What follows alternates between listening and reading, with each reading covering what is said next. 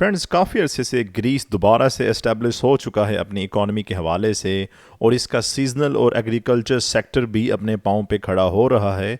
इसलिए इसे हर साल दोबारा से ज़रूरत पड़ रही है फॉरेन वर्कर्स की, जो कि नॉन ईयू कंट्री से आते हैं।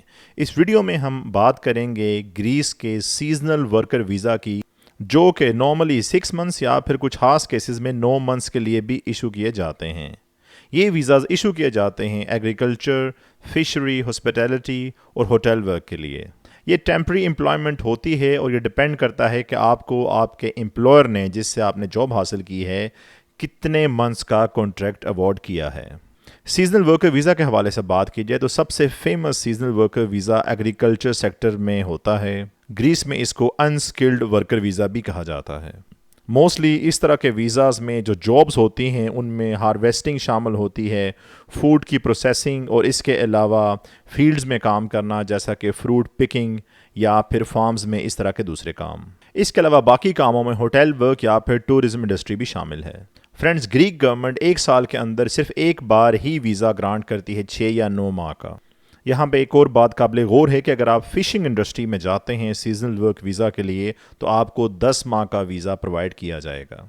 इसलिए बहुत ज़रूरी है कैंडिडेट जब कोई भी जॉब चूज़ करता है तो वो ध्यान से इस जॉब को चूज़ करे, चूँकि ग्रीस जाने के बाद वो अपने एम्प्लॉयर को चेंज नहीं कर सकता।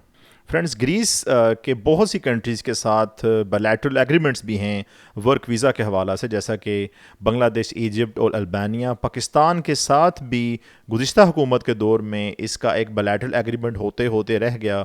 उम्मीद की जा रही है कि आने वाले वक्त में सीजनल वर्कर के लिए ज़रूर रब्ता करेगा ग्रीस पाकिस्तान से भी।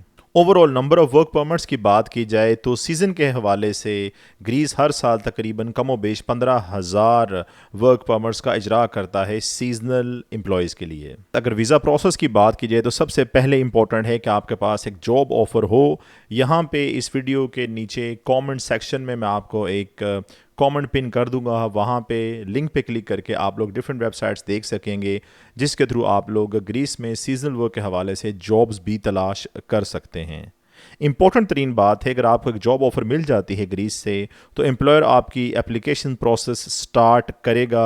यानी वो लेबर मार्केट टेस्ट सबसे पहले करेगा कि उसके पास लोकल बंदा को मौजूद नहीं है, इसलिए वो नॉन ईयू बंदे को हायर करना चाह रहा है। उसके बाद उसको अप्रूवल मिलेगा ग्रीक गवर्नमेंट की जानिब से कि वो आपको हायर कर सकता है, तो वो आपको अप्रूवल सेंड करेगा बाकी डॉक्यूमेंट्स के साथ, जैसा कि आपके एम्प्लॉयमेंट कॉन्ट्रैक्ट और इसके अलावा आपको हायर करने के लिए एक कन्फर्मेशन लेटर।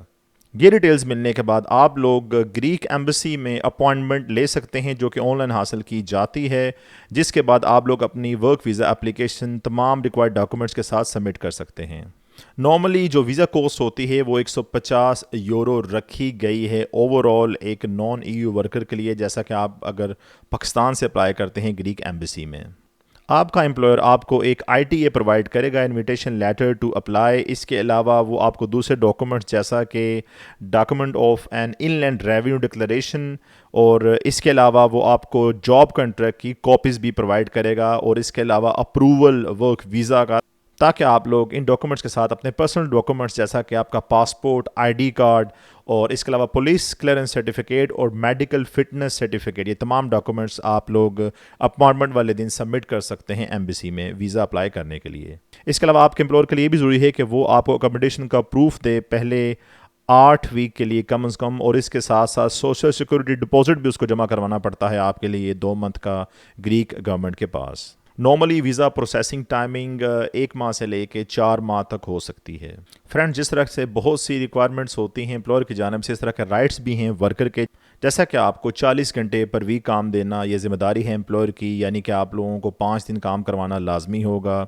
इसके अलावा अगर आप लोग वहाँ पे 45 आवर पर वीक 5 दिन से ज़्यादा काम करते हैं, और इसके अलावा अगर आप लोग 48 घंटे काम करते हैं पर वीक 6 दिन से ज़्यादा, तो ओवरली आपकी जो पेमेंट होगी वो 40% इंक्रीज़ हो जाएगी।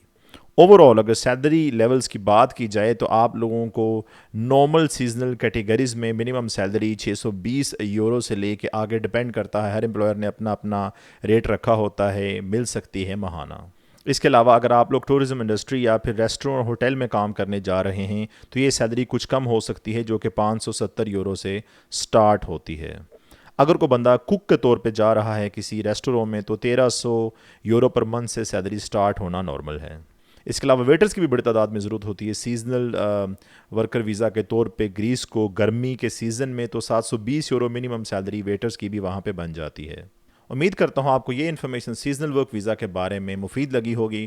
کومنٹ باکس میں اپنی آراء کا اظہار ضرور کیجیے گا۔ اگلے وقت تک کے لیے اللہ حافظ و ناصر۔